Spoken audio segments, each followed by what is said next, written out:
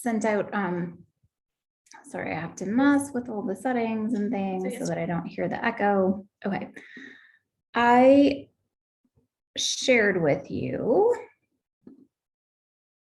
this chart on all of the chakras because I feel like I think I kind of take it for granted that you guys know as much as I do.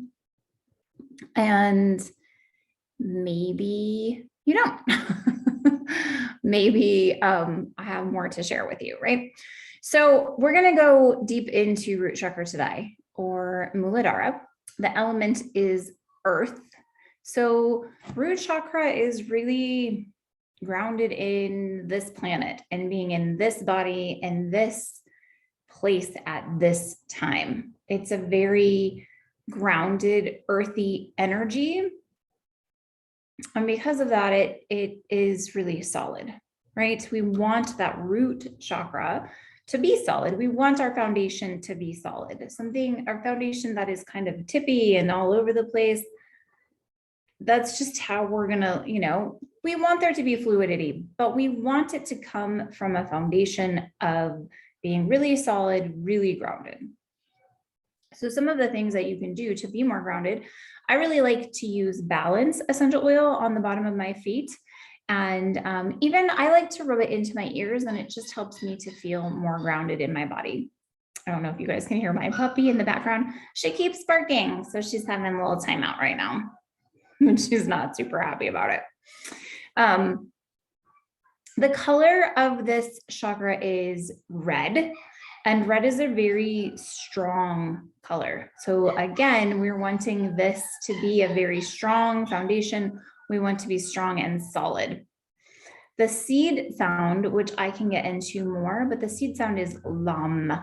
And there are several seed sounds that help us to open and expand and process through the chakras. The affirmation for this one is I am.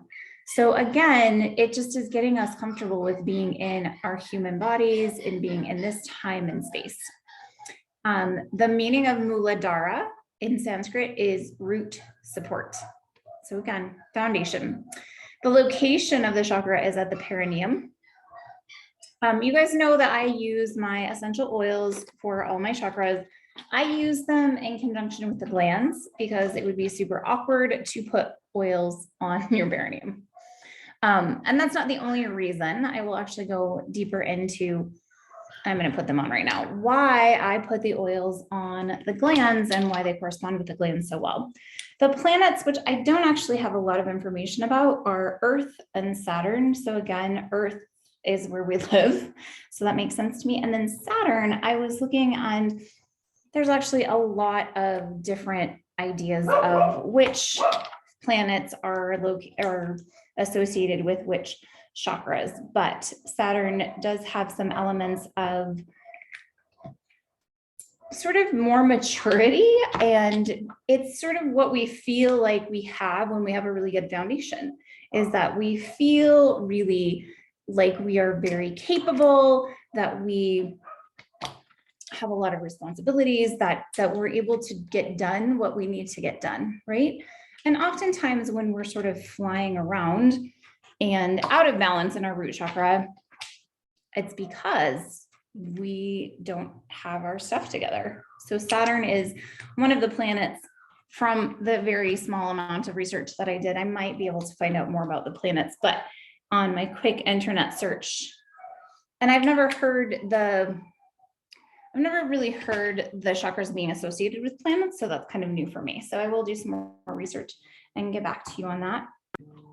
I'm going to quickly switch over to this presentation. So this is our survival chakra. This defines our relationship with shelter, which is why I say start out by making a sanctuary. If you feel really ungrounded in your root chakra, one of the best things you can do is clean your house or clean your room, or just make a little space that you feel is more of a sanctuary, a place where you can go. But getting organized in your living space is a really, really good way to balance the root chakra. When we feel like things are out of place, then it feels like our foundation is not very solid. So a lot of times just getting organized in our space can give us a huge amount of feeling relief and solid, and feeling like we have a foundation from which to sort of spring off from. It defines our relationship with money. Money has everything to do with our survival. We have to have money to survive. So I've been doing a lot of work lately with my relationship with money, with my core beliefs about money. And these really come from our parents. A lot of the relationships that we have in our root chakra come from our parents. They come from our upbringing. They come from what we learned between the ages of conception and about 8 years old. So it's not like we were making decisions about our relationships with these different things. It's different than a lot of the other chakras where we sort of have more control-ish because they're all influenced by the root chakra. But we have a little bit more control over what we think. These things are our core beliefs, because it's what we learned from our parents, from our upbringing, from what was happening around us when we were small children. It has to do with our relationship with food. Food is a huge part of our survival, right? And we have a really interesting relationship with food. Me personally, I have struggled with an eating disorder from the time that I was 12 years old until, I would say I presently still struggle a bit with food and with knowing what to eat, specifically in feeling like I know how to feed my body, in knowing what hunger even feels like. And a lot of that has to do with body image as well, right? So root chakra is also our relationship with our body. And I was doing a mindful eating exercise this morning, which if you guys take my new beta course, that's part of it, is we're going to do something on mindful eating. But what I found out as I was exploring through the chakras with it is that I have a fear of there not being enough. So my eating disorder has shown up as binging and purging. It's also shown up in not eating, which has to do with if I sacrifice having food, then someone else will have enough, right? There's this huge feeling of lack in my belief system around food, even though food is plentiful. And one of the things that I struggle with is gaining too much weight and having too much food. So it's really interesting to me that what was triggered this morning was feeling one of my more primal fears. And that's normal, you guys. Primarily, evolutionarily speaking, we came from a place of needing to hunt and gather, of there not being food. We are wired up to eat when food is there and to be able to go without food when it's not there. It's been many generations since we've really lived like that. But evolutionarily, we haven't quite caught up to that. So it makes sense on a more primal level that sort of feeling, that core belief of there being a lack of food is there. Plus, there's probably, growing up, we didn't have a lot. We always had enough. But, there was always sort of a feeling of there could not be enough, right? This has to do with our closest family members and our relationships with our parents, with our siblings, with our husbands or wives, with our closest partners, with our children. Our very closest family members are what come up for us in this chakra and what triggers us. Oftentimes we get triggered into our inner child, into having issues with our mom or our dad. And they show up in all of our relationships and all of the different things that we're doing. And then this chakra also deals with our inner child and all of our inner child trauma. So how many of you have a relationship with your inner child? Most people I speak to, they've either done some inner child work, and some people hate it. Some people like it okay. Some people are like, I don't even know what you're talking about. Getting in touch with your inner child is a way to really change your core beliefs, is one of the most powerful ways to change your core beliefs, because your core beliefs are what are there. No matter how many affirmations or mantras or different things you do, if your core belief doesn't match that affirmation or that mantra, you will still default to your core belief. So knowing what your core beliefs is really, really important when you are trying to, when you're working on manifestation, when you're working on, say you are working because you really want to improve your abundance mindset. You have a scarcity mindset. You want to improve that to abundance. You can do all the affirmations you want in terms of money and abundance. But if your mindset or your core belief is that money is the root of all evil, that's what's going to be held active in your chakra, in your vibration. And so no matter how many times you say, I'm attracting money, you're still going to have this thought of, and it's going to make me evil, or it's going to bring bad things to me, or whatever it is. So you have to get really, really clear on what your core beliefs are in all of these different areas and all of these different categories. And then in changing them, I mean, you don't have to change your core beliefs at all. You are welcome to keep them if they're serving you. But if you find that your core beliefs aren't really serving you, they're not, again, if you're working on an abundance mindset and your core belief is that money is the root of all evil, those two things don't really match up. So what would be most helpful is not doing a million affirmations where you don't really believe what you're saying. It's actually in changing the core belief. And one of the things that you can do to change your core belief is get in touch with your inner child when those core beliefs were actually formed, and decide what you would like your inner child to know about money, about food, about body image, about all of these different things we're talking about. The gland that's associated is the adrenal gland. So the adrenal glands are our fight or flight response. So again, this goes back to primal caveman days. We were prey. When we first came onto this planet as humans, we were prey. We were prey animals. And so we had to constantly sort of be frightful and fearing for our lives. Fight or flight kicks in really, really well for that, right? But now we've evolved. We're really at the top of the food chain. We are the apex predator. We're not running away as prey anymore, but we still have that reaction. And our brain doesn't distinguish between I'm being chased by a tiger. Okay, and this is why this is important. If you're being chased by a tiger, how much energy do you want to go towards that activity? All of it, right? When all of your energy is going towards running away or fighting, then you don't have any energy for digestion, for fertility, for metabolism, for your immune system. There's nothing else available. We don't even have energy to think. So all that you have is cortisol, adrenaline, and lots of blood sugar coursing through your system. Okay, back in caveman days, we would run away from a tiger for 1 to 2 minutes, and then it might take us a half an hour to an hour to settle down, and then we would sort of go about our day. And of course, we were still on alert, but we weren't constantly shifting into fight or flight.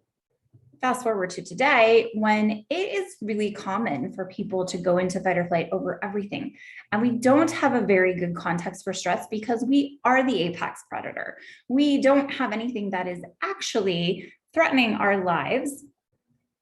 Most of us in our day-to-day life, our life is not being threatened, as in we're going to be eaten by a predator. This is why I really like doing things like cold plunges to give us a context for our stress. When we get into really, really cold water and we put ourselves into a life or death situation, it gives our brain some context for stress. And we learn how to breathe through it. We learn how to get through the stress that we're feeling, which helps us. Then when someone cuts us off in traffic, we realize I have a context for this. I didn't almost die. I'm just really mad or whatever.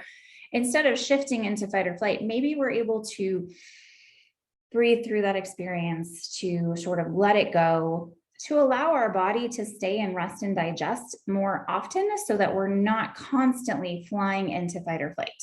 So giving us a context for stress is a really handy way of rebalancing our root chakra, is to know that not everything is a life or death situation, and that we can have different reactions to different triggers around us, right?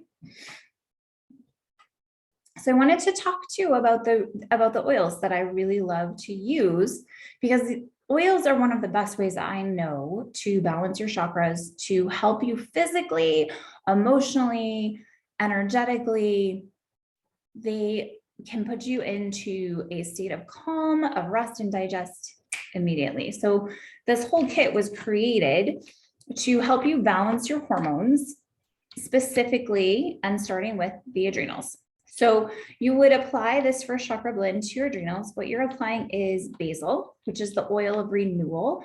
It helps you to settle and come out of fight or flight and back to rest and digest.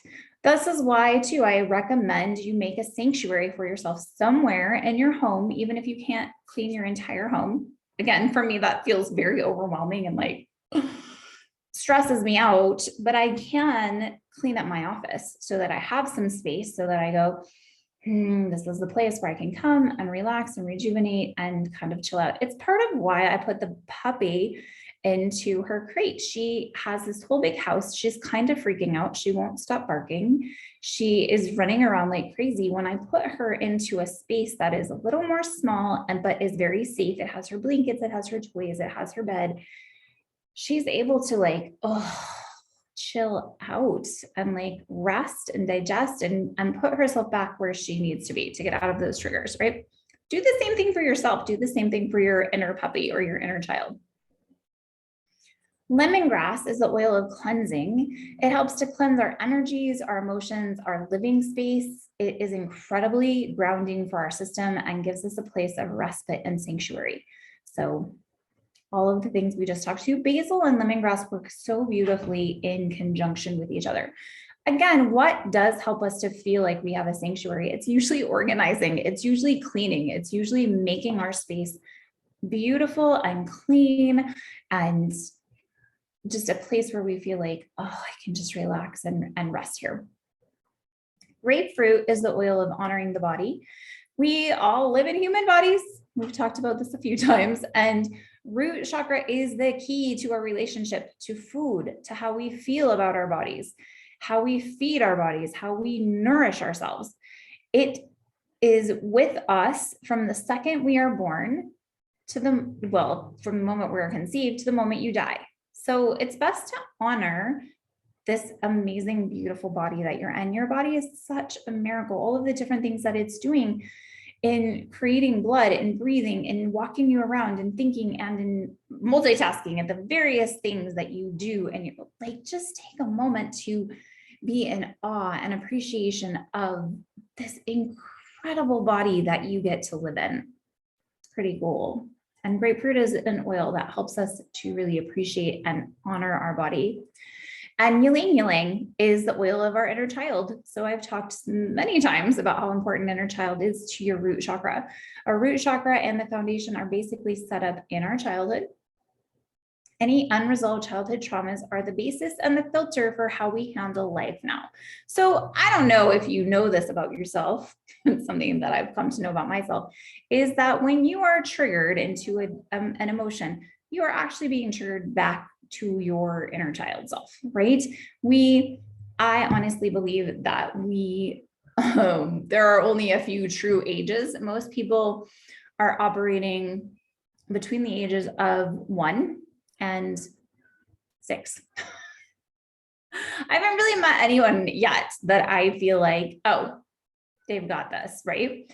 I see them revert back to any of these ages. I personally am 4. I am perpetually 4. When I get triggered, I stomp my feet, I crinkle up my nose, I throw a little tantrum. My husband's age is 6. And there's a really cool poem from Winnie the Pooh that says, when I was 1, I had just begun. When I was 2, I was still very new. When I was 3, I was not yet me. When I was 4, I was not much more. When I was 5, I was just alive, but now I am 6. I'm as clever as clever. So I think I'll be 6 now forever and ever. My husband that is him completely. He is 6 forever and ever in the best way. But getting to know that you probably are not much over the age of 6, maybe 8, right? When you are triggered, knowing that you need to connect back into your inner child can be really helpful in overcoming some of those triggers. So this is the work of the root chakra. one of the ways that I really like to work with chakras is with breathing techniques. And so one of the best ones that you can do for your root chakra is actually just in expanding your body from the inside out, feeling all of your muscles stretch and expand.